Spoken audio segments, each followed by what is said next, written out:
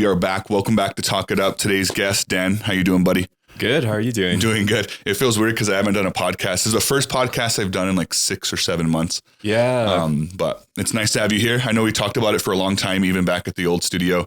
Right. And for the people listening or wondering why we didn't do one for a while, I had a wedding that came up, school, all the regular stuff that people say take you away from life. Yeah, very true. But it was good though. You were at the wedding, man. Did you enjoy yourself? Yeah, it was a beautiful wedding. Yeah. It couldn't have been more fun. Yeah. Beautiful. Yeah. I feel like it was cool. We were, and a lot of people know, like we've been engaged for what, 3 years? I'm asking you. That was like 10 years, right? 10 years engaged. We've been together 9 going on 10, but 2 to 3 years ago, we got engaged and we had started planning it. COVID hit, which is kind of like a blessing in disguise, right? Because we ended up finding this venue, which ended up being wonderful. So we went to, for the people that don't know, we went to Cancun, Mexico, did the wedding out there and did the honeymoon in Tulum. But I kind of feel like I couldn't have like pictured it better. Like I thought like there's going to be so much different personalities and so much to do. And there was. But I feel like when I look back on it, it was a little, I couldn't have imagined it better. Yeah. Yeah. I mean, same here. I didn't know what to expect exactly, but it was a beautiful resort and everyone was great. So I think it was a good time. I think it worked out well. I couldn't have imagined anything else. But one of the things I was thinking about when I got back from the wedding is my alcohol consumption. And I always think about that because it's at sea level, right? So you can drink a lot more for longer, or I guess not a lot. I guess a lot more would be the best way to put it, right? So I guess apparently if you drink in an airplane, you get pretty wasted quickly off like one drink. It's the opposite when you're at sea level, right? And you kind of have a bigger tolerance. But I was thinking back to it. It started off with me just thinking like, man, I feel like I drink a lot, and which it's a wedding, right? I feel like most people did. Right. But my tolerance was way higher when I got back. Like I came back and we had a baby shower. And I think I was like 6 beers deep. And I'm like, Jesus Christ, that's usually like where I kind of stop. I mean, I feel great. I can do like another 6. Yeah. Did you drink it all after the wedding? I think I took about a week off. I think I needed a week to just I should have done a week. Clear it out. But no. Clear it out. But no, I mean, after that, I guess I kind of have noticed a little bit of a difference too. I think it's just like the altitude stuff. Going to Albuquerque, it's like a lot higher altitude. So, but do you think your tolerance is higher? Maybe. Because maybe do you think so? I'm just trying to figure out if I'm the only one that happened to.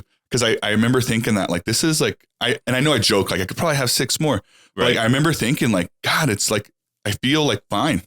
I feel like that's the thing. I mean, tolerances can change, and especially the amount we were drinking could definitely change it. But I think I'm just such a lightweight anyway. So like it's like, okay, I used to have 1 and now I can have 2. Yeah, it's literally like that. So that's hilarious. Yeah. When I was doing that process of thinking of like the tolerance part too, but then I started thinking like what it does to your body, right? Because alcohol is such a weird thing because it's like it's the only weed is legal here now too, but and in some other places, right? But for the longest time, it's the only legal thing you can get, and I feel like it's so bad for you. Like I can't think of one thing. For weed, you can make some arguments, like it helps with people that maybe have an eating disorder, helps you have an appetite, it helps with different things, right? And smarter people know more than I do about that. But alcohol, there really isn't one. Like, can you think of like a? The only thing is like pain, I guess. You think alcohol helps with pain? That's what people say, right? Like they'll take like a shot and like. I guess. Like emotional pain, maybe? No, like physical pain. I thought like it's a little bit numbing. I don't know. I always see people after they drink in pain because they like, that got hurt or got into a fight or you're like more likely to be clumsy. Like to hurt yourself. Yeah. But they're really, I guess the only benefit I can see to alcohol is socially. Someone who's socially awkward when they have a few drinks, like and for someone who maybe has a hard time opening up in a group, it's like a social lubricant. Yes. Ooh, okay. That's the one benefit. They should put that on all the bottles. Social lubricant. Yeah. But other than that, there's not a lot of benefits to it. Yeah, I would agree. I mean, but there's a ton of bad stuff. My top thing. Yeah. Anyways, the reason why that thought process came about, because I'm like, there's no way I'm a better like human being after drinking that much over the it was your wedding. weekend though. It was your wedding. So for sure. You had to... my body's I've struggled so much with going back to the gym but I know like I will, like whenever I get back into a routine, it'll be fine. Yeah. But yeah, I was just sitting around like, God, I bet I like ruin something in my body. Like usually your body will regenerate fine. So I'm not too worried, but yeah, I just remember thinking that like, there's nothing good like health wise. Right. So strange that like that would be legal for so long other than the prohibition. Right. But before that it was legal and they made it illegal. Right. I wonder who's the first one to like make alcohol. Like, how would you even tell someone about it? I feel like it must have been an accident, you know, like back He accidentally made alcohol? Well, Maybe because it's like mouthwash fermented fruits, right? Or fermented. Oh, so someone ate like a bad plum. Right. And just started like taking their clothes off and dancing. Right. Or like they were storing a bunch of fruits. Steve is crazy. Yeah. Crazy Steve eats all the old plums. And he's like party. Yeah, no, there has to be something to that. I bet you're right though. Cause I forgot is all alcohol fermented fruit or some form of, cause vodka's potatoes, right? Right. And I believe that's fermented. Right. Right. And then tequila is agave. Yeah. Plant. Yeah. And then beer, hops, right? Hops. Yeah. Yeah. Some fermented something, huh? Yeah. It's weird to think. Have you seen that? Have you ever heard of hooch? No. So they, wait, actually it sounds familiar now. You're like Turner and hooch? Right. No, like in prison they make hooch. It's like, I don't know. I know my brother got in trouble for making it one time and I've heard stories, but it's like they would get all the old fruit peels and stuff and they would just leave it in a bag and let it rot and then drink it. I heard it's terrible, but I heard it jacks you up.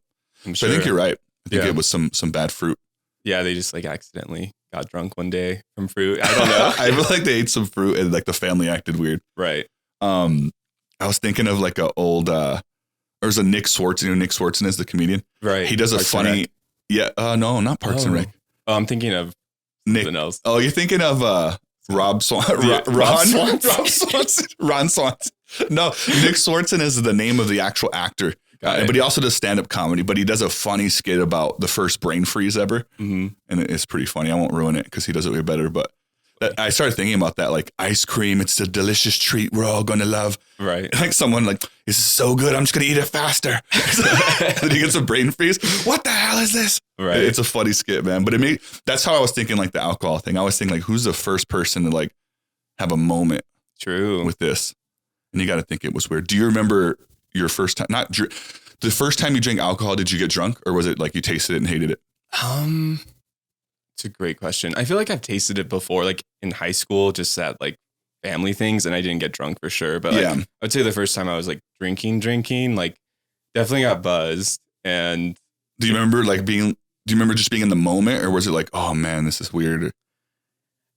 I remember enjoying it. Like I didn't hate it. I think it was at a party though, where like some of my other friends were drinking more than I was. Mm-hmm. And so then it kind of became this thing of like trying to take care of like some of the other people like partying. The babysitter. Right. I don't know. I guess that's just like the vibe I give off or something. But yeah. Dan will take care of us. Vibes. Let's all take Jaeger bombs. Yeah. I'll take care of everyone.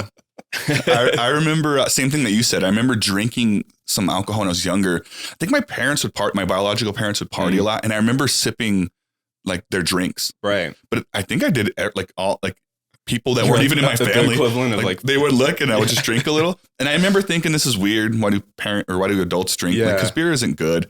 And they weren't drinking like fruity drinks. But I remember the first time I actually drank was again at a party in high school. Mm-hmm. Like got drunk. And I went to a party with a guy and I went to fit in. There was like college people there. And I'm like, yeah, this is like, I do this at home all the time. Right. So I think I just drank. It was Mad Dog. It was like a malt liquor. I don't know if you ever had it. Yeah, I've had that. I feel like every time I bring that up to people, they're like, that was my first thing. I feel like people in our generation used to drink that a lot, like back in the day. But I got jacked up on it. And I remember like my brother had done the same thing like about a year before. And it was the red one. And he was throwing it up. And I thought it was blood. I was like 15 years old. I'm like, yeah, my brother's dying. And no one cared. They're like, this happens all the time. Like he's going to be fine. Right. He's throwing up blood. Like I was so scared. Mm-hmm. And then so a year later when I did it, not on the red one, I think it was like a blue one or something different. Mm-hmm. I just remember thinking like, God, I'm him. Like I'm him back then. Like, right. And then I woke up and I was like, nah, not for me. And I didn't drink alcohol for a long time. I think all the way to like junior or senior year. You're like all the way until I was like 16. Yeah. It's like the next year. Just kidding. Until the next bad thing happened. Right. This is way better than life. But no, I think when you're that young though, like it can definitely be really freaky. Like you don't really know. You don't understand it. Like what's fully happening or what's possible. Yeah. I think it's different when you're not drinking and you're visually seeing it. Because like some people you don't know, like you'll hear the next day and they're like, I was jacked up. You're like, I mean, you did seem like, drunk, but not to the level. But then when you experience it too, you're like, oh, it's like a different version of the same event. Right. And so it's just weird how like perception, reality, what is it? Reality is perception. Perception is reality. Yeah. God, I got to get my phrases perceived. Right. I don't know. Yeah. You know what I'm saying. But yeah, it just really depends on your angle. Yeah. But yeah, I always remember that. And I feel like health wise, if I sat down with like a scientist or someone who could really what would it be? Someone who breaks down what happens in your body? Is it a biologist? Yeah, I guess so. More than a scientist. If I sat down with a biologist that like showed me the effects of alcohol, I think I'd be like, oh Jesus, I am messing some stuff up. Or like the chemistry of it, neurochemistry. Yeah, the way it affects your brain and stuff. It can't be good. But yeah, I always think like in this world, like those are, and then of course, I love how we're getting into alcohol and drugs and stuff like right off the bat. Thing. Yeah, I think it's just because I was thinking about that recently. Right. Like just like because of the wedding and partying. Yeah, like one thought led into another, and that was just on my head, or in my brain. But it can't, like, there's no way like that. It's weird as human beings, like and I'm not saying we, like me and you, but I think some people are on something at all times, whether it's drinking, smoking, caffeine, coffee, sugar, right? And so you almost got to think that like the true sobriety, meaning like not eating all these bad stuff first, that's got to be weird at that point, right? Like, right. Do you think other than monks or like people like that, even them sometimes, I bet they're doing some crazy stuff. We're kind of on something at all times. It's a weird like concept. Yeah, I think especially with sugar, like that's a big one for a lot of people, and just like in this country, like we eat a lot of sugar that we don't even like think about as sugar as we're eating it. I mean, not that I'm like against sugar, but I mean, I think that there's always something, like we're always eating things that we do not know. Yeah, I think there's always it's unless you're a child. Well, even a child, there's a lot of sugar there. Yeah. But you ever talk to someone that's like, what's a nice way to put this? Like out there. And then sometimes I always think to myself, like, what if we're all crazy and this person's like the one normal person?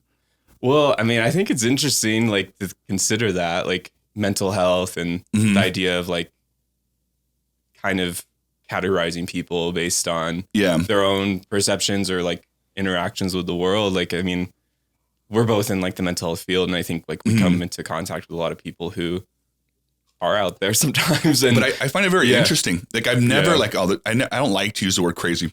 Yeah. Unless it's like in a funny, like, you're crazy, man, like hanging out with a friend.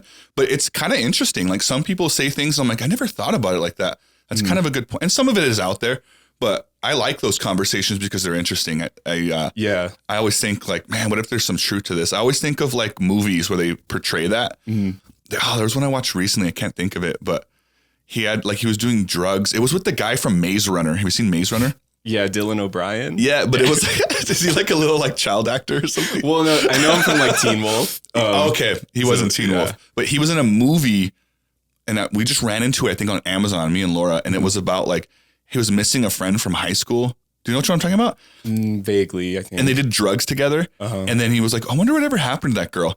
So then he goes back to like take drugs to try to find her again, this weird street drug that no one does anymore. Yeah. And then it turns out like he was on drugs the whole time, lost in his own head, trying to take drugs to become sober again. It was like one of those trippy mind movies. Yeah. But it always makes me think of that. Like now we're getting all sci-fi, but Matrixy. But it's that's why I find it interesting, because I like to hear people's perspectives on what their view of life is. But I think working in the mental health field helps me be less sensitive to that stuff. Like it doesn't bother me at all. Like even if I'm like out and about at a restaurant and someone's saying some off the wall stuff, I think I'd be like, whoa, like, what do you mean? Like I'd want to hear about it. Yeah. I feel the same way. Like I think, I lived in Albuquerque for a little over 10 years now. And I used to ride the bus going to UNM. I bet you there's some characters on there. Yeah. And at first, like I'm this like sheltered boy from Ventana Ranch, which is like a suburb up there.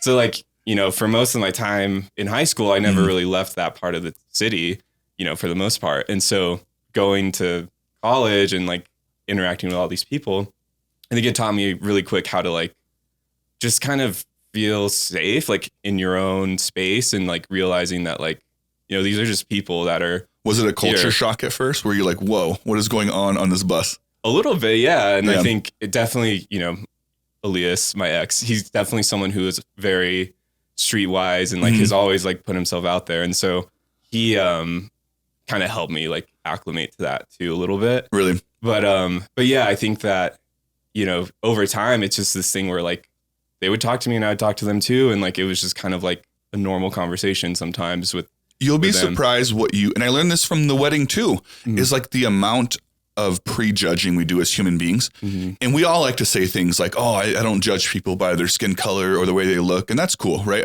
I like to believe everyone, but we all have mental things that we latch onto, right? And so even being on the wedding trip, we would run into so many people, so much different people, and you couldn't guess. Because here you can see a guy, maybe he's a little grungy or whatever, like, oh, you can kind of like, that guy's into punk rock or does this or that. Mm-hmm. And someone, like, you can kind of judge people a little bit or guess. You could still be wrong, but most likely you're right. Mm-hmm. But over there, like, I met a white dude. I think I met a couple Americans, but we met a white couple from South Africa that had an accent. Mm-hmm. We met another white couple that was from Canada. They're French Canadians. They're from Quebec. And but you just couldn't tell. So you couldn't even judge the white people. Like, no, you know what I mean? It was like, and you just meet like all these different people from different places. And I started realizing this is kind of cool. Like, I never know who I'm going to meet. And I liked that by day 2, like, I no longer approach people like, oh, these must be Americans, or like based off the way they dressed or what they were doing. Right. And it was cool. And going back to what you were saying, I think our brains go to a certain place when we're like, we've never been on a bus. Right. And then we're there and we see something. You're like, I saw a movie about a guy on a bus like this. So then you assume that person's like that. Right. And so then you stay. It's just a bunch of stuff happens, and it's like, it's good to like break free of that a little bit. I agree. And I think that I really like living in the city now, because now I live like in Nob Hill, which is kind of close to the university. That would be like downtownish, would you say? Yeah. Like, I mean, I feel like downtown in Albuquerque is like by the courthouses and the clubs and stuff like that. Is that far away from where you're at? A little bit. It's like maybe like a couple miles out, but yeah, it's like the university area. And I think, you just kind of learn to just do your own thing. Like, it's kind of like an urban living type like situation, like city living versus like living on the west side or like the Northeast Heights. Like, it's like you're kind of in your own little bubble, which is fine. And like, I think there's people who have families, and like that's the way that they would prefer to be, like just in that part of the city. Yeah. But I think it's nice to like be exposed to like everyone and kind of just live your life. Yeah. Especially because most cities are like that, right? There's a downtown in almost every city you go to, and it freaks people out sometimes. What's the deal with Albuquerque? I feel like I've been hearing a lot, like everyone always talks about how bad it is. Is that true, or is it people from Albuquerque complaining? I mean, I think there's a truth to it in the sense that there are pretty high like crime rates in Albuquerque. Like that's. But are they higher than normal? I know they're always high, but like recently, like in the last year, people are like, it's nightmarish. Like, and I'm trying to figure out like if it's just people over exaggerating or if it's like there's some facts behind it. I don't know the exact like rates, but I do think like homicides are up and stuff like that. So, really? Yeah. Oh, like, Jesus. So it's not even violence. Like, yeah. Oh, Jesus. So like that's real for sure. I do think that to an extent, like, it's not as bad as it sounds like when you hear that. Like, it's like really freaky, and you're like, okay, like I'm not going to go to Albuquerque and get shot. You know what I mean? But try going to Chicago, right? Yeah, And I think what it comes down to is like, you still have to live your life. Like, it's not like I'm like in my house all day, like trying to hide out from violence in the street or whatever. Like, it's like not that bad. And the reality is like a lot of people have to live in like parts of the city that maybe aren't as safe just because like that's where they've lived their whole lives or their family has lived. So yeah, I think that it gets a bad rap for sure, but I mean, there is some truth to. Well, the Breaking Bad didn't help. Like, so even in Mexico, like people were like, even the people from Canada, they're like, oh, we're from New Mexico. Breaking Bad. Like everyone would say that. And I'm like, Jesus Christ, they probably think it's just like a giant meth town. Which it is. No, I'm just kidding. But I love it. No, I'm just kidding. It's a beautiful meth town. Right. No, I mean. But I get what you're saying. Like every city has that. But yeah, for whatever reason, I specifically was hearing stuff about Albuquerque. But you're right. Like I remember going to the wedding from some people that were worried about the violence in Mexico. And it's for sure a real thing. And for whatever reason, like social media, they'll catch on to what you're doing. I was researching a lot of stuff in Mexico because that's where we're having the wedding. And they would just show me like news stories, like shooting at resort in Mexico. Right. My phone would just start doing that. And I'm like, I remember at first kind of freaking out a little bit too. And then I started thinking like, I wonder what they think about us. And like, if they saw the Vegas shooting, right, which I'm sure the whole world did, they'd be like, oh my God, those Americans are psychotic. Like they all have guns and they're just shooting each other. And so going to your point. Yeah. I mean, that did happen. The Pulse nightclub one, we had the Aurora shootings. There was like it seems like there was a shooting all the time for like 2 years straight. And it's like, so then that actually brought me peace. I know it sounds bad, but it made me think of like, all right, they're showing me this crazy stuff in Mexico, but this crazy stuff happens here. It's all about like, you can't live your life that way. So I get it being like a little reserved or cautious, but you run risks. You don't think people die in the the nice areas too, like less often, but it happens. And if you spent your whole life, like more people die in car accidents, so you're just not going to drive places, you know? So it's a hard one, but I think, you kind of got to get out there and live that life. I think so. Live that life. Take some shots, man. Have you ever been shot at? Have I ever been shot at? Yeah. No, I don't even think someone shoot. I don't even think I've seen that.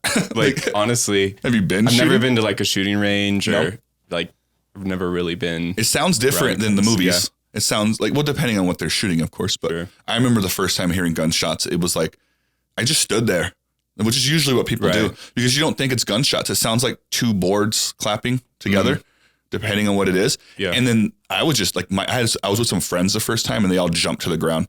And I was just like, what is going on? They're like, get down. You're like, is someone tap dancing? Yeah. Your brain just goes to everything except for gunshots. Right. And then afterwards, I remember thinking like, you idiot, why would you just stand there? But I think it's like human nature to do that. You freeze a little bit. Yeah. I would say that I probably have heard them just because I do live in Albuquerque in the middle of the city. So it's crazy. I do hear like what I think are gunshots sometimes at night. And, you know, sometimes I'm like, oh, is it the 4th of July? Or like, you know, like your brain does kind of just like, thinks of what else it could be. But there's definitely been some times where I'm like, that's definitely seems like a gunshot. I always listen to these. Laura always makes fun of me, but I'm addicted to like murder stories, like stories about like murder. Yeah, like true crime. A lot of true crime. Like a lot. I like the ones where they have the interrogations, where they show like the actual like police ones. But I always hear ones where like they get witnesses from neighbors, and they're like, I heard 3 guns. They're always specific. I heard pow, pow, pow, and then 20 seconds later, pow. And I'm like, they're like 4 shots. And I'm always thinking like, I don't even like know if I would register, like how you said, if my neighbor was getting shot, I might be like, oh, like the kids are blowing up fireworks. Like, I don't even know that I would know. Right. But for whatever reason in those shows, they always know. Yeah. And I don't know, like, I feel like if a cop came to my house and like, did you hear gunshots last night? I'd be like, you're right, no snitch. Get out of here, pig. Snitches get stitches, first of all. Yeah, I don't know.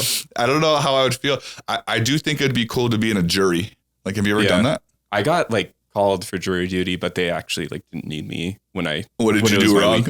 Well, no, like, you know, it was Did you interview? It was during COVID, so I think they were like having this precaution of like you'd have to call in the morning just to make sure they actually had like a court hearing that required a jury. Got you. And so like they didn't have any. Like, so you got a letter saying they picked you, and then they pretty much just said never mind. Yeah, exactly. Because some people get interviewed. Like, have you seen the process? Like, they pick the jury. Yeah. I think one side picks like a couple and they pick the other side, or I don't know. Right. But yeah, I would be okay with just being interviewed, like just to see if I made the cut. Yeah. A part of me was like, oh, this is kind of fun. Like the idea of going in there and like getting interviewed and all that. But ultimately I was kind of glad that I didn't have to do it. Yeah. I kind of would want to do it because first of all, your work pays you. Like you get like time off from that. Mm-hmm. And then, see, what I would hate is if it was like some stupid crime and it was like someone like that went to trial, because you have the right to a trial for that. You know what I mean? Mm-hmm. If it was like shoplifting some Skittles or something. I'd be like, how many Skittles were there? I'd be like, this is stupid, man. Like I would hope that it's like a murder or like embezzlement. You're like, I really want that. Because I like the shows. I would get all into it. Sure. Like I would be like, what do you have to say to that, Karen? Like I just really like I would be all into it. Yeah. For sure.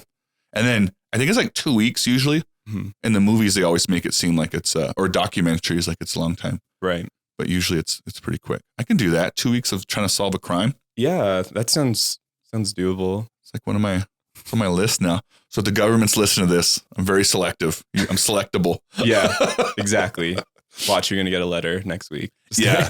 They're like, we heard your story and we'd like to invite you down for our first murder trial. Oh, I feel bad. There was a murder on Deming like yesterday or something. I was reading the story today. Oh, wow. It was a 14-year-old kid that got killed by a 16 and an 18-year-old kid.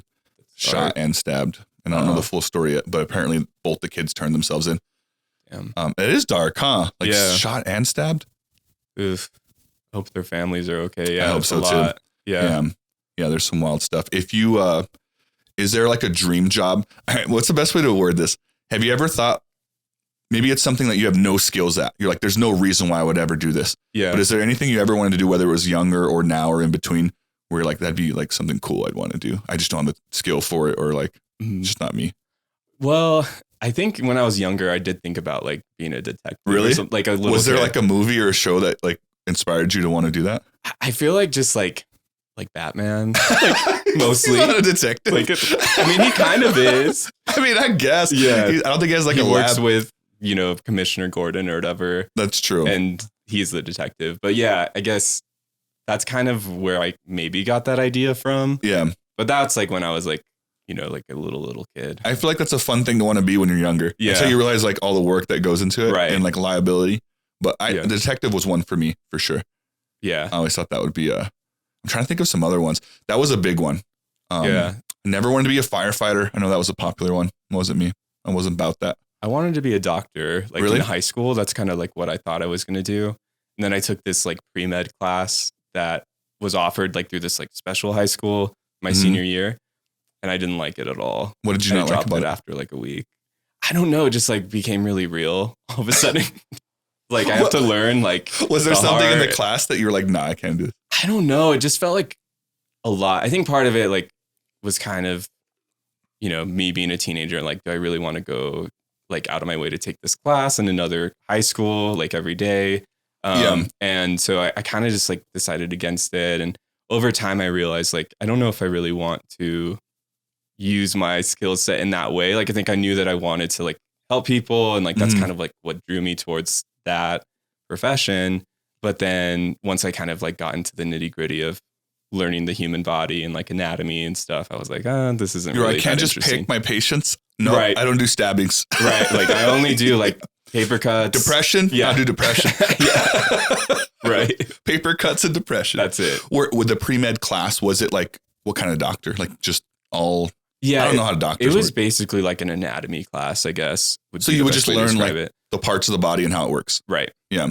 Yeah. I feel like there's so much responsibility that you would have to do. Because not only is being a doctor a lot of school, I feel like you would also have to work under someone else for a long time too. Because it's not like when you're done, you're just a doctor now. Right. You still would need to like be like an assistant doctor or something. What is that even called? Like a physician's assistant or something. That sounds way cooler than what I said. I don't know. Yeah, I'm an assistant doctor. Right. Substitute doctor. I'm a little baby doctor. Your doctor is hungover, so I'm Will, and I'll be here to perform your heart surgery. Right, exactly. That would have been me. Yeah. I think the time commitment was definitely part of it too. I was like, do I really want to be in school for like 9 years or something, right? Yeah. And then I ended up doing that anyway for my... You're so damn it. I could have been a doctor by now. Pretty much. I think about that. But no, I think this was the right path. You think so? For sure. Do you have any regrets about not doing that? Not at all. Yeah. Yeah. And at that time, like that was before like my party days either too. So I knew I was sober. Like I made that choice with like a clear mind. Like I knew I didn't want to be a doctor. I see what you're saying. So like, yeah, I think that was the right choice for sure. And I think what I'm doing now like feels good to me. So what are you doing now? Let's talk about that a little bit. Yeah. So I've been interning as a counselor for this place called Emoja. And it's been a really good experience. Like I think counseling is something that I've always kind of been drawn to, but I didn't know like if I was going to like it. So having this internship has been really cool. And it's a part of my Master's of Social Work program. So that's kind of like what I've been doing for the past year. And is it like one-on-one counseling? Is it? Yeah. So I've had some individual clients, and then there's like been a group that I helped co-facilitate for trans and non-binary people. And so like that's actually been like a really rewarding experience for me. I was going to ask that. Yeah. What's like a group setting? That's got to be way different than a one-on-one setting. And it's interesting too, because it's all virtual. So this agency right now is operating through telehealth pretty much exclusively. So yeah, like it was a virtual therapy group, which I think was actually really good in the sense that it allowed people from all over the state to join it, especially in like pockets of the states that like may not be as like LGBTQ friendly and like may not have those types of services. Yeah. So that was cool, like to see everyone kind of come together in that. Was everyone participative? It was a beautiful group. Yeah. Yeah. Am I saying that right? Participative. I think we're kind of making up a word. I think we are. Did everyone participate? They all participated. Just say participate. No, I'm just kidding. Sometimes my brain does that. But yeah, so they all like, was there anyone that you like spotted and you're like, I'm going to have to like do something to engage them? No, I mean, definitely like, you know, everyone has their own personality and some people are a little more outspoken than others. But I think that in general, like the group was really good at giving everyone space to talk. And I think even those who are a little more shy, like kind of felt comfortable enough to talk. And so that felt good. And over time, it was cool because it was a closed group. So like you were able to work with the same people throughout the whole time. I see what you're saying. That was going to be my next question. So you'll have the same group of people the next time you go in. Exactly. Because I bet it'd be hard to introduce new people to an existing group, right? It's got to be. Yeah. And that felt a little daunting just as like a student. Like I think that model can definitely be helpful for people, especially because like new people can join as it goes on. But I think for what we were doing, it felt like a better idea just to keep it closed, especially because it was virtual. So like it kind of is harder to make that connection online in like one session. And do people really open up in a group setting, or is that not even the point? Like I think it is. Yeah. And yeah, they honestly, like it made my life really easy. And my co-facilitators also felt the same way. Like the group members were very like open and willing to put in that work and effort on their end. So like, yeah, that was really good. I feel like I'd have a tough time.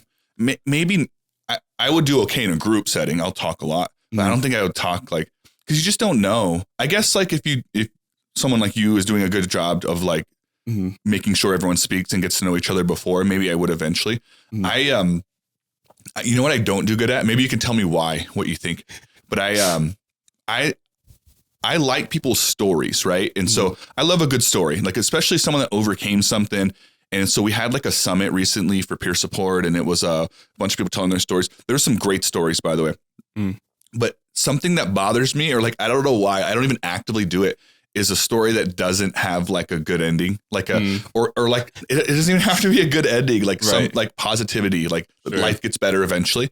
And there were some stories that just got worse. And it was like, and then I woke up and my life was changed, and then I was sad, and then I went to the store and I realized the store made me sadder. And then I drove home and my car ran out of gas, and then I got there and my dog was gone. He ran away.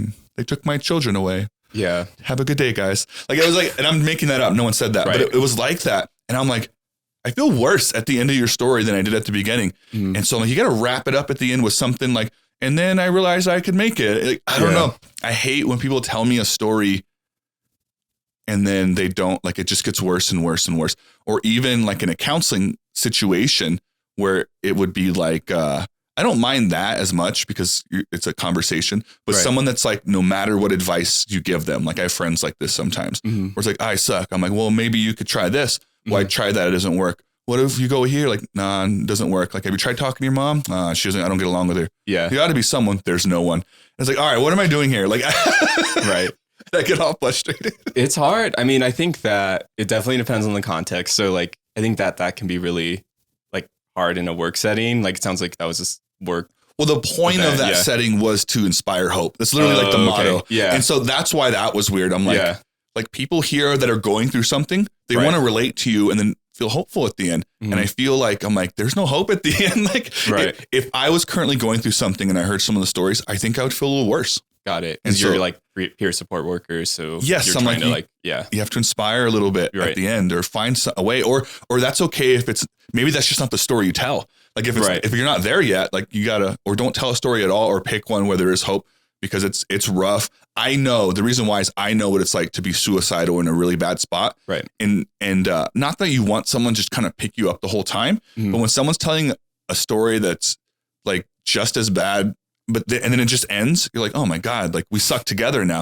Like that's how it feels. But when someone tells a story maybe just as bad or worse or relatable, and then there's something at the end, like you go like, oh, like thanks for telling me that. You didn't have to tell me that. And then you feel a little better. Even if you don't know, like you pick up on it. And so that's why I was like lacking a little bit. But then I also thought like maybe that's something with just me. Like maybe I don't do well with like. Well, and I mean, I think it's good to be mindful of that. Like in a therapy group, like, I mean, I think there's going to be times where people share things that are kind of dark and like it may not have a hopeful twist to it, or like, you know, it's not going to be, it's their story. So like they get to say what they want about that. But yeah, I think that in group, as the facilitator, you have to be mindful of like re-traumatizing like the other group members, like kind of what you're saying. Like if you know that they're all here for a specific reason and they all struggle with certain things, you know, you want to give everyone the space to say what they want to say about their story. And then, you know, see how the group members like respond to that. And then if it gets to a place maybe where it doesn't feel like, the vibe is where it should be, you can kind of step in and maybe like offer some insight, as a clinician in that type of setting. How involved are you in a group setting on a personal level? Like, is there ever a time where you tell a story as well? Or is it always you guiding them? Well, yeah, I think, I'm definitely not an expert by any means. Like, so, but I think that for me, because it was a trans and non-binary group, I'm not trans. I mean, I'm gay. So like, I can kind of relate to some aspects of that, but I definitely acknowledged from the jump, like, this is not my lived experience. And so I think that for me, I felt like it was important for the group members to really like take ownership and leadership of like the group topics and like, allow them to ask questions to each other, things like that. And, I definitely stepped in like when it felt appropriate, but I didn't necessarily like self-disclose a whole lot. Cause I just felt like that wasn't really like the purpose of like that relevant group. Yeah. If it ever became relevant or someone asked you, like, would you join the conversation? I guess Okay. I always wonder about that. Cause I know that like there's weird rules in counseling too, where like sometimes they don't want you to do that at all.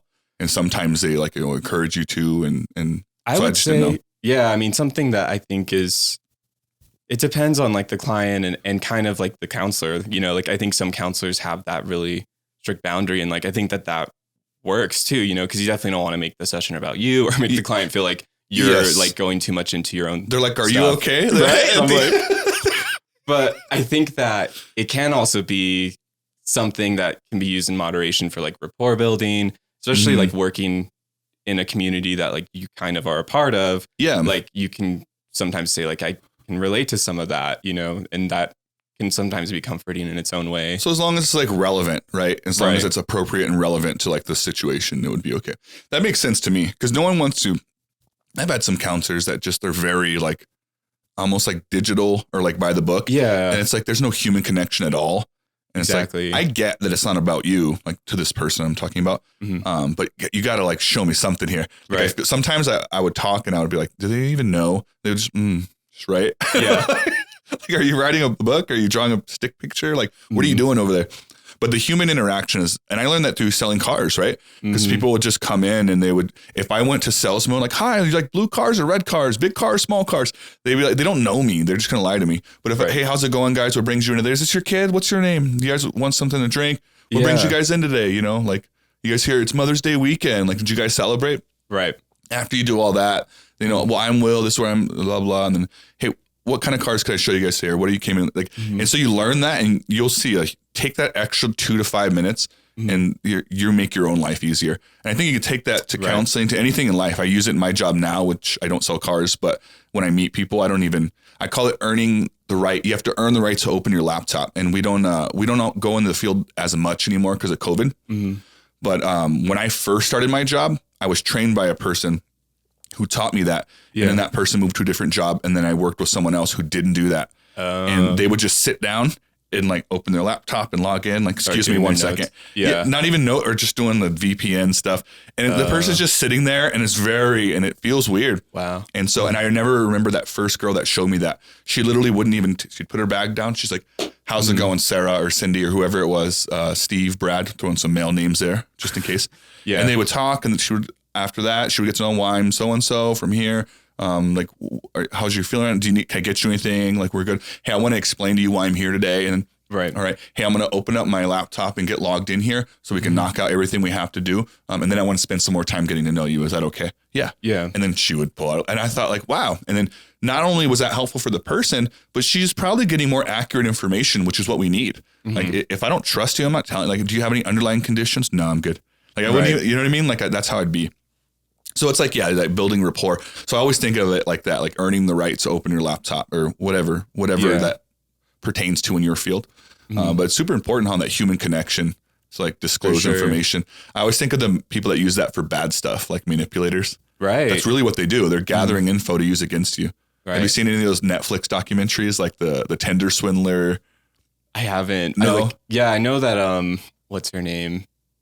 Like the one that pretended like she was rich for a long time. And the Anna Delvey one? Yeah, I've heard about that. That was a biopic, so it wasn't a documentary. Okay, but yeah, based off a true story. I'm sure there is a documentary on it. Yeah. But yeah, that's another one. She was like conning people. Right. There's one called The Bad Vegan. That's really good about a restaurant in New York.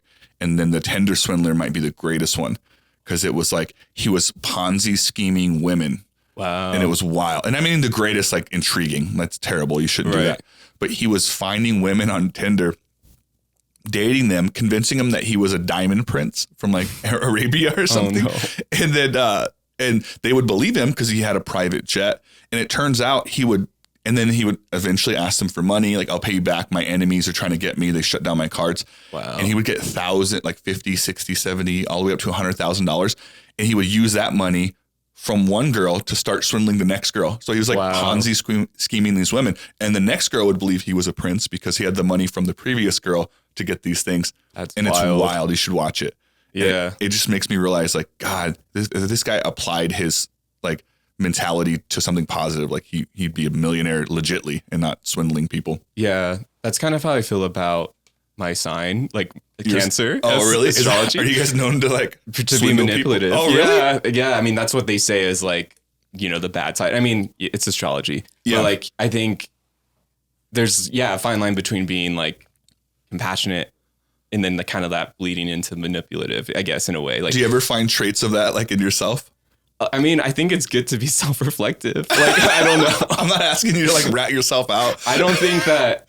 I mean, honestly, you know, there's definitely people out there who like deliberately con people or like are manipulative in that way. Yeah. But I do think that there's also this kind of thing where sometimes like you don't mean to be manipulative and like it comes off that way or the other person feels. Do you ever think like, way. oh my God, that's the Cancer side of me coming out of it? Yes. Yeah. And I think it's funny because like, you know, Cancers always like kind of get a bad rap in that way about it. Yeah. And I hope I'm not like that, you know, to people, but I can definitely, you know, kind of see parts of me that like could go into that territory. And I don't think it's a bad thing. Yeah, I try not to do that, obviously.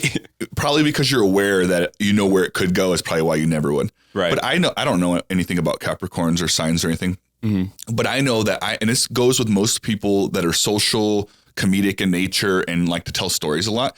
I never do this on purpose, but for comedic reasons, I do it way less now.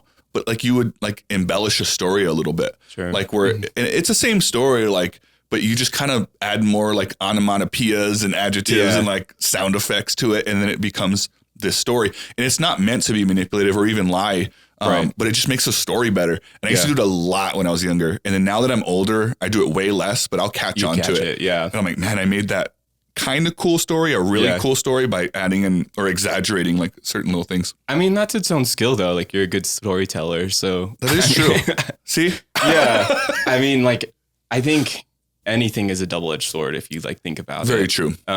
So it's just good to center yourself and like, you know, remind yourself of, I guess, like the good intentions there and stuff. Yeah. If it's like a funny, harmless story, but I guess it could be used for bad, right? That's how the Tinder swindler got started. My enemies are trying to murder me. So you're right. It could easily become something like that, but it's a good skill to have for sure. I can definitely entertain a room or I do good in interviews. Yeah.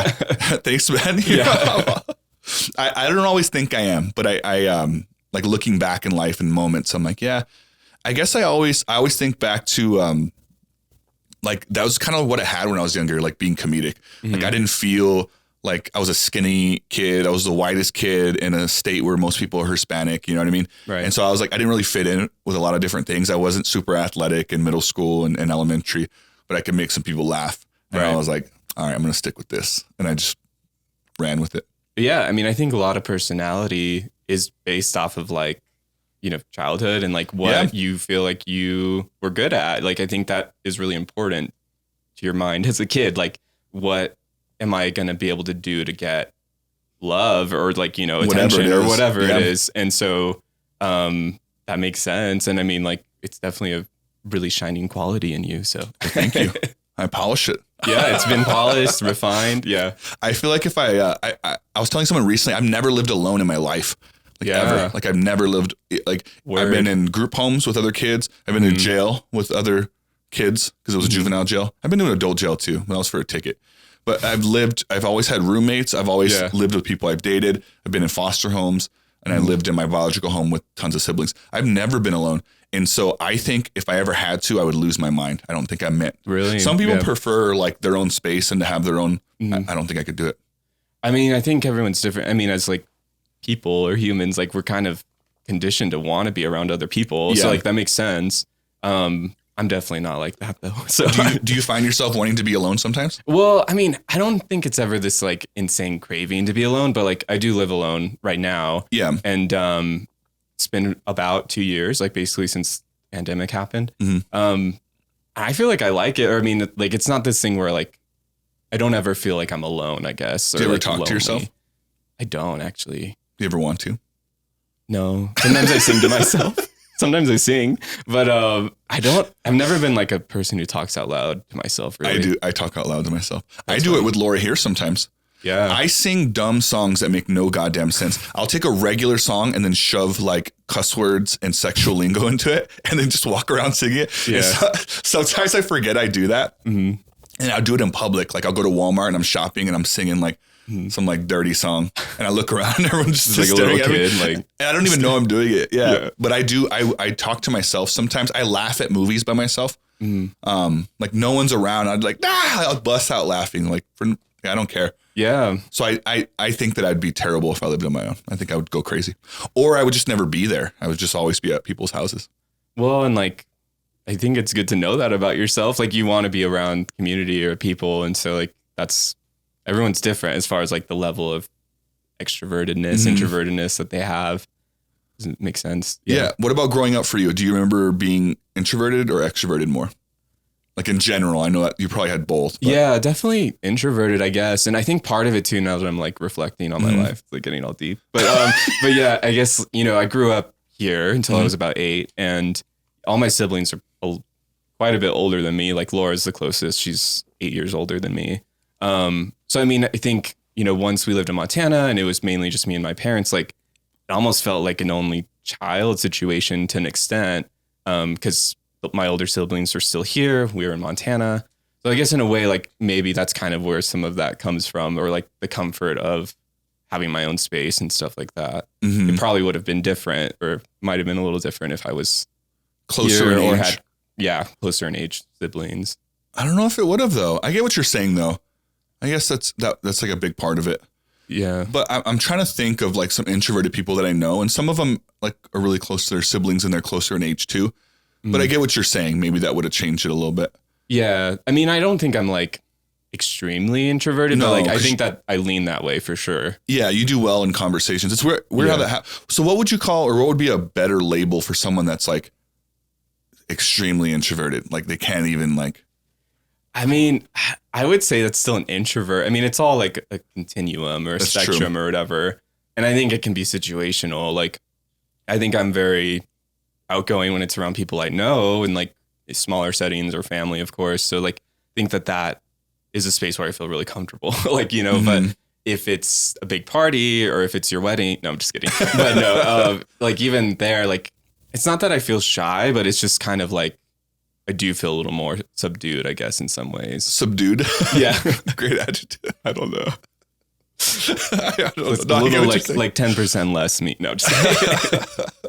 No, I get what you're saying. It's I have some not friends. I'm thinking of one specific friend, and I won't put them on blast, but like where their social cues are a little off. Like it's kind of weird because this person is very social, but just doesn't always get like grasp like basic concepts, like certain humors or responses. Like you could say something and they just would stare at you and not say anything back. And I always wonder like what that is. But the person's super social, like wants to be there, wants to be in the group, is laughing, participating. Yeah, but doesn't always catch things. Do you think that's more of like maybe something they've been through in life? I mean, yeah, it could be like maybe even a neurodivergence. Like I'm not trying to. I get what you're saying. Through this, I'll let them know. Story, yeah.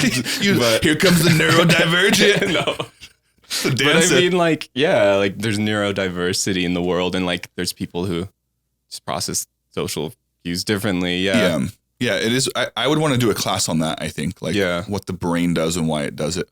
Right. Because I always think I'm good, but then I think like, what if I'm not? Like to certain people, because everyone has their own group and their own social stuff. Like I bet if we hung out with a bunch of people from Pennsylvania, they might think I'm a little weird, or something, right? And that's in the U.S. For sure. Outside the U.S., so there would be issues, right? Yeah. But even sometimes here, like I feel like different groups are different. I'm like, maybe to them, like I'm weird. Maybe I'm too touchy, or like I don't have the same boundaries or something.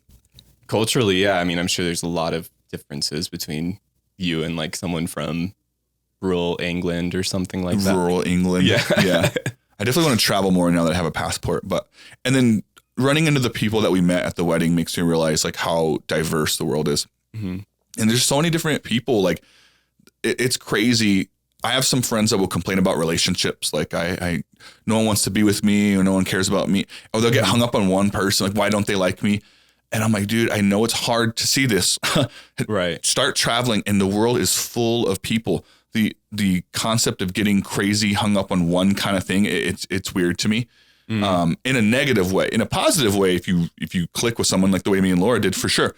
Right. But I don't ever understand it when people say like nobody wants to date me. I'm like, you mean nobody that goes to the same places you always go to want to date you? Why don't you try something new, join a new sport, join a new club, travel somewhere? Right. Like you'll be surprised like the amount of people you'll meet. Mm-hmm. And if you take a genuine interest in people, like they usually take one back. Yeah. Yeah. I think that's something I'm learning too, like as I'm getting older, you know, because I think when you transition from like being in high school to like college, even like it's harder to make friends. It's harder to like really put yourself out there because you're not like seeing the same people 24/7 every day of the week type of thing. So yeah, I think it becomes more of a like need for you to like kind of put yourself in spaces where you might meet people who have the same interests or like things like that. Like, and I've not mastered that by any means, but no, you're saying like you're aware of it. Yeah. Like I'm aware that like, yeah, it's not going to be easy to make friends if like you're just kind of doing the same things that you always do. And you'll make similar kind of friends. Right. See, I guess like I'll clarify that. If you're enjoying where you're at, then that's fine. Right. But it's the people that are complaining about it. Right. It's like, well, you're doing, what have you done differently? Nothing. Or they'll try to tell you something like, I went to a different bar. Have you tried not a bar? You know what I mean? Or something like that. But if it's working for you, it's fine. But I just don't like, what's a better way to put this? If I'm not a manager, but if I ever became a manager, this is something I do as an employee, is if I bring to you a problem, or if I'm complaining, let's say I'm not even bringing it to you, I just want to complain about it. I think you should have at least 2 solutions, even if they suck. So if I'm ever put in a managerial spot, that would be something I told people, like, hey, like before you come to me and tell me you can't get this program to work, can you at least tell me 2 things you did to try to get it to work? Even if they're dumb, I just want to know that you actually put an effort in, because some people will rely on the ability to ask, and that's fine.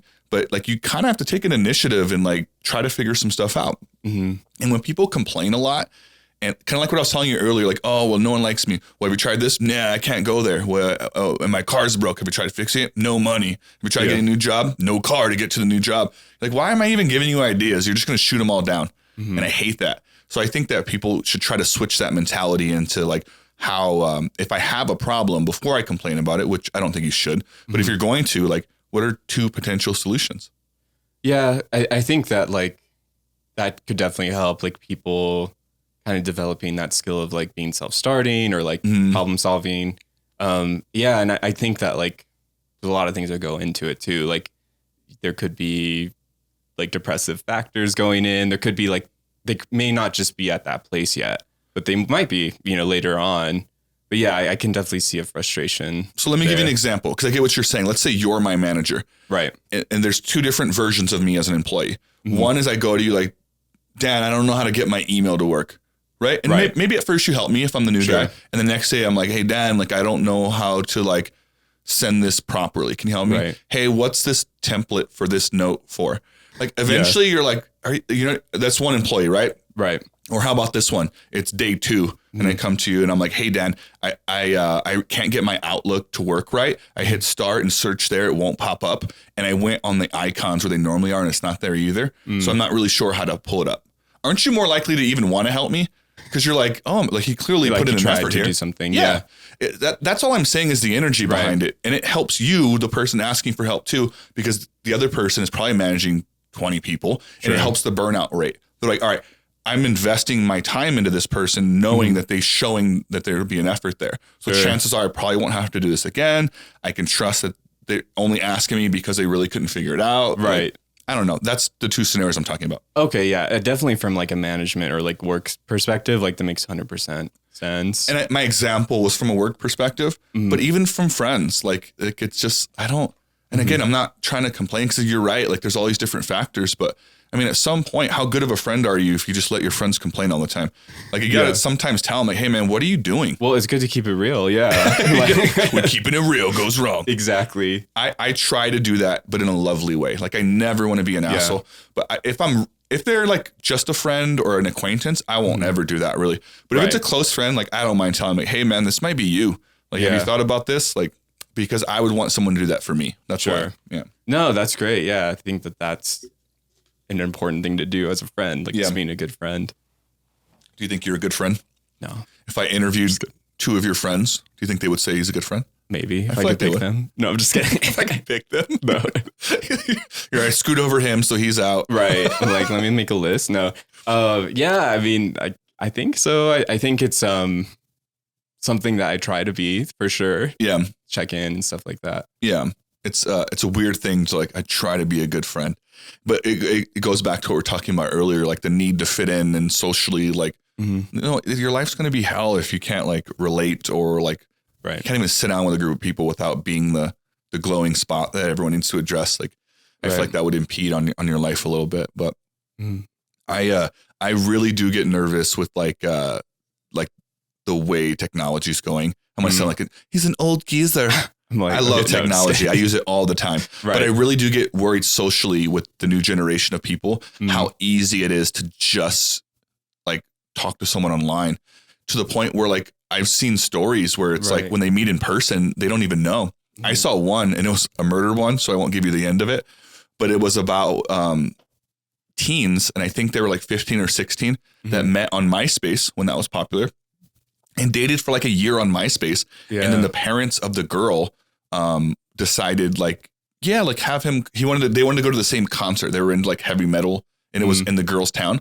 So the parents like, have him come, we'll meet him and he could stay here at the house. Oh no. And it was a year of them like, I love you, baby. I missed you. You're the greatest in the world. Kind of like Catfish, but like, and then only he wasn't catfishing anyone, but it was that. And I guess when he got there, the girl realized like, he's not at all like how he was online. He was socially awkward. He was allowed to be a different person online.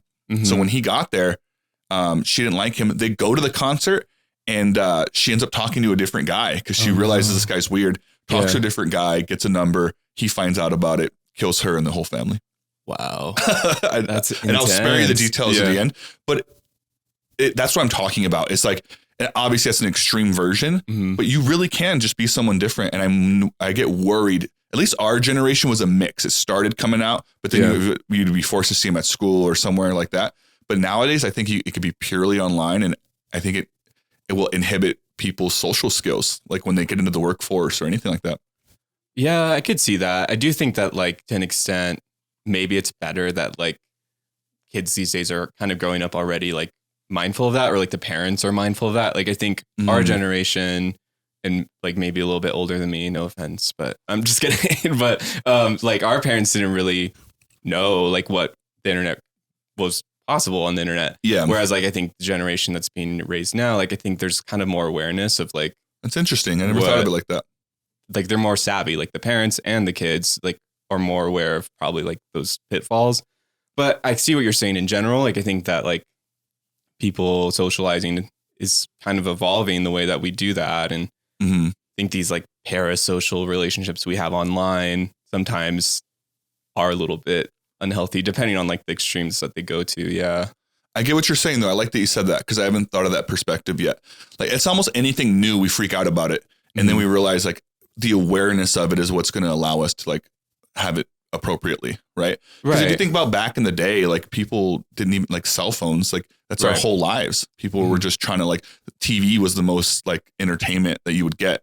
And then you would just go try to meet someone somewhere and just hope they go there. Like you don't have like a way to text them or call them or they have a payphone or something. But, and then we figured that out. And all the old people complained about our parents' generation and it wasn't theirs. And we are now doing it with them. And I'm sure our kids one day will be doing that for us. You know what I mean? Yeah. So you're right. I like that you said that because I think we do adapt. I hadn't thought of that. But it does get better, huh? I think so. And I mean, like, you know, I think about how sometimes like it's really easy to fall into these traps of like judging or like being critical of like the next generation. And I think part of it is like I'm a little bit of like a zillennial, like a Gen Z millennial cusp. So like I feel like I can kind of get both sides of like that divide. Like if you should part your hair in the middle or on the side, or like if skinny jeans are out or in. So like I can kind of see like, you know, both sides of that. And like I think that it's just fun more than anything, like those examples. But like in general, like I think it's pretty common for like the older generations to be critical of the newer ones. It just fits. I find myself doing it sometimes. And I remember making fun of my parents when I was young, like being like, you guys just don't get it. Because like, you say dude and all these slang words, like, and now it's like, I find myself doing it. And I'm like, oh man, like this must be like what they were going through then. Right. And you're right. So it's just a cycle. We're all just going to repeat it. Right. I mean, we get used to what we get used to, and like we think things are cool. I do think it's era. Yeah. I do think it's going to be weird. Our generation's going to be like covered in tattoos, and we're going to be like playing like rap albums when we're old. Right. Do you think that's weird? I do think that's weird. I see a lot of TikToks of like people pretending like, you know, when I'm 90, I'm going to be listening to this or whatever. And it's like, they're like, have like an old person filter on. And like, it's like, I don't know, like Azealia Banks playing in the background or whatever. It's like pretty funny. That will be funny, man. Especially the women, because the women like the like Drake or something, or the gritty. There's something like culturally about hip hop that like Laura will listen to some songs that are raunchy as hell, and then but I don't think she knows. Like, and so I'm like, are you hearing what she's saying right now? She's like, no. Like she couldn't repeat you the lyrics for most songs. She's just into the song. And I think that's pretty common, actually. So it'll be funny to see like the old women just like, put your booty out, put your money out. Right. Where's my daddy house? Like, I'm like, whoa. Like, yeah, it'll be funny. Just be like, it won't even be like the lyrics. It'll be like, just move into it. Right. Like the beat. Yeah. I wonder what the music of the future will be like, if it'll be like a lot of techno, or is that just what movies make us feel like it's going to be? I mean, I could see that for sure.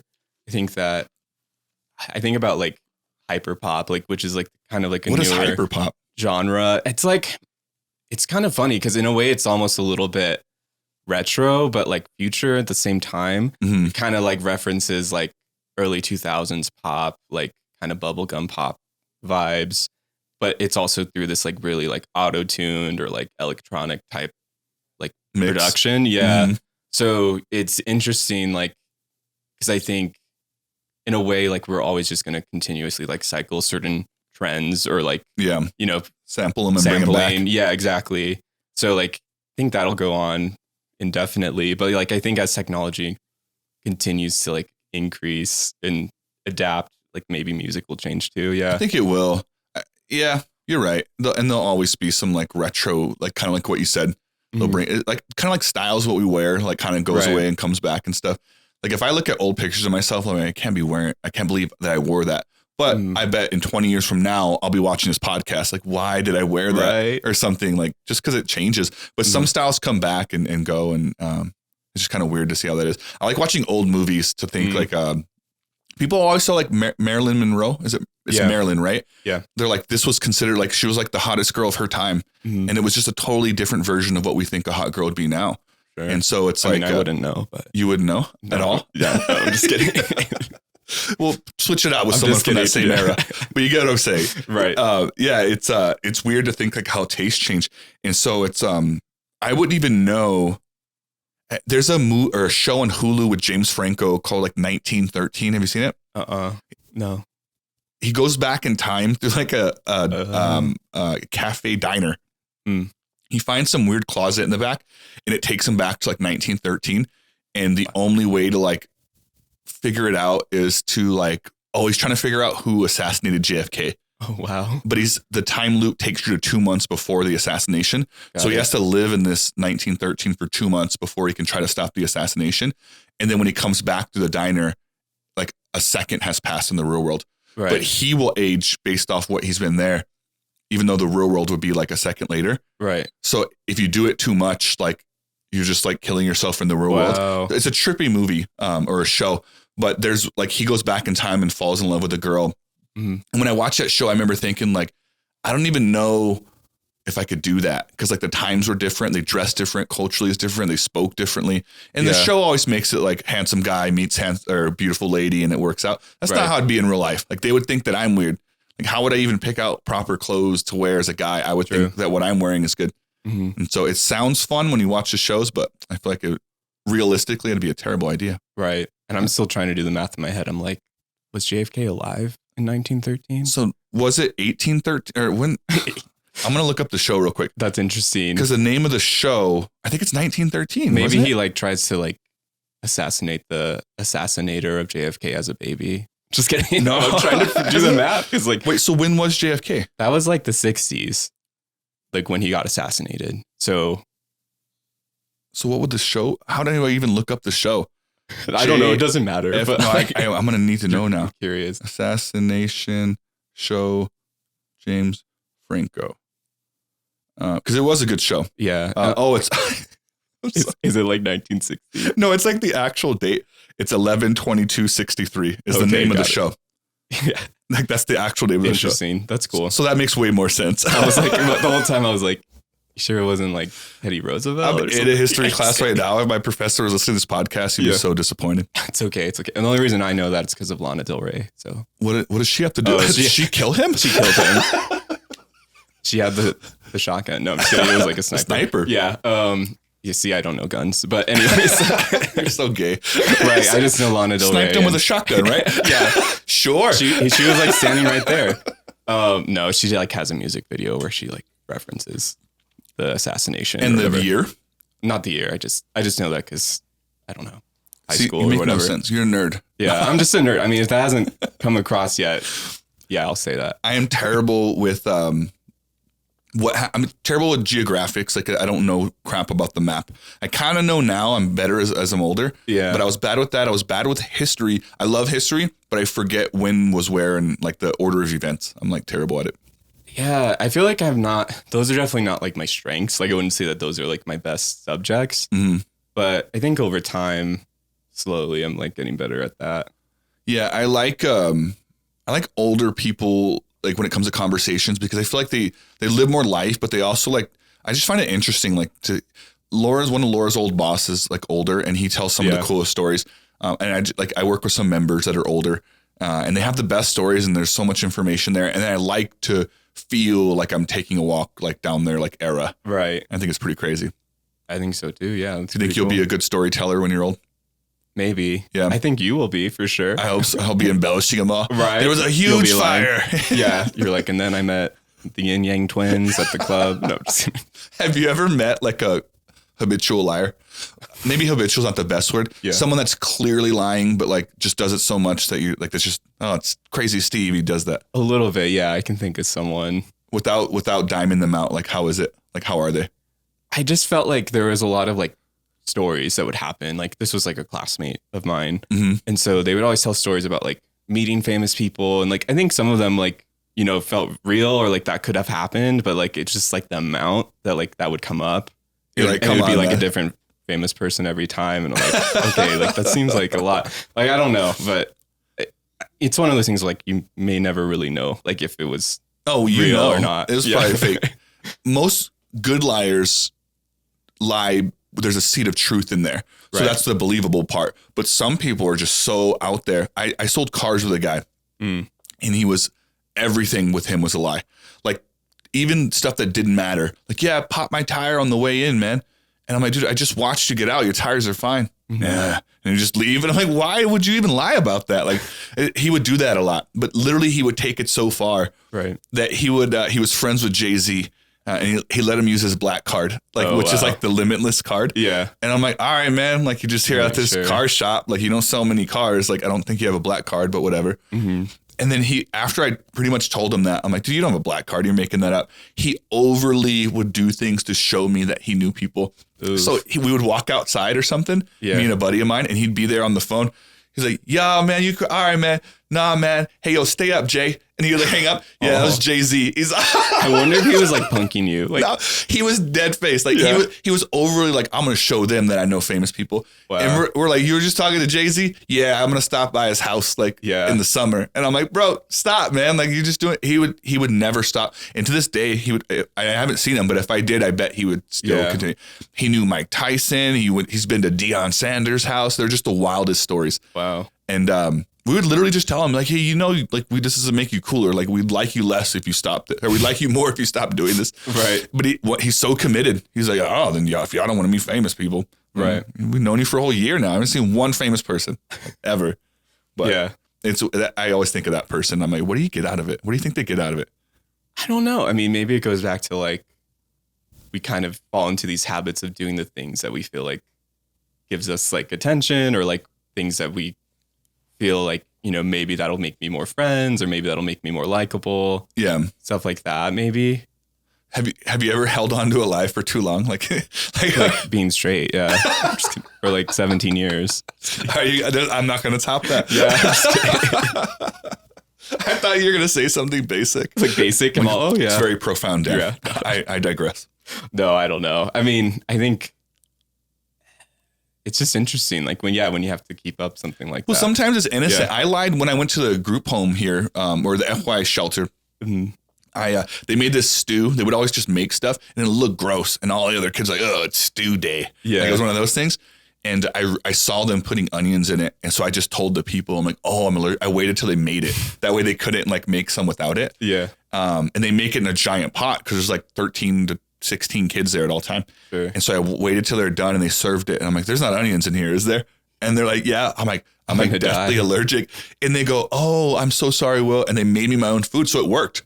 And then then like every time on stew day, like they would make me something else. Right. Mm-hmm. But then I had to keep the lie up. So there'd be things that had onions in it that I did like fajitas. Oh, and they're like, oh, Will, like, I guess we'll make you like a sandwich. And I'm like, I could probably pick it off. They're like, nah, it's deathly. You told us. So like, they probably knew after a while. Well, here's how it ends. Yeah. So I couldn't keep it up anymore. And I went to, I started at Cruces High. It was like, I went to the shelter at the end of the school year. And then I started going to Cruces, and the shelter was close. And so they would pick me up across the street at a Sonic. And one day they came, and it slipped my mind. They came to pick me up, and I was eating onion rings. And they're like, they realized that I got in so much trouble. Yeah. And I'm like, damn, but then it felt relieving. I was like, oh, now I can have fajitas. Like, but for like months, I kept up this lie that onions would kill me, all because I didn't want to eat a stew. I mean, I would do the same if I was clever enough. Yeah. I think if I told them I really don't want to eat this, I mean, maybe they make me eat it anyways, but I bet if I was cool about it and just like, hey, I just don't like this stuff, like, I feel like they would have still made me something else. But it's weird how if you don't know and you do it and then you just stick with it. Right. So I missed out on tons of good meals because of this stupid lie. Oh, there's a metaphor in there somewhere. Yeah, there's a metaphor. Yeah. I mean, it's not better than your 17-year story, but what? Jesus Christ. Can you imagine lying about onions for 17 years? That's hilarious. But no, it's kind of funny how we do. I always catch on to little things like that. Like, I never, like, that makes more sense to me, like that story, than someone who's just making up. Sure. Well, I always feel like those people should write scripts, like in Hollywood or something. Yeah. If you're that creative to think of some wild stuff, like maybe they're just in the wrong job. Like put it in a creative pursuit or something. Maybe they just, no one told them. There you go. They don't know how to like channel that power. Yeah. All right. I think we passed our hour. We're at 1:14. How do you feel so far? Was it fun? Yeah, it's been great. Yeah, it's nice catching up too a little bit. It is. I know we haven't had a lot of time to sit down at all, let alone one-on-one. And so I appreciate you coming down and talk about it. And we are good. Ladies and gentlemen, Danny G. Thanks, brother. Yeah, it's nice. We're out. See ya.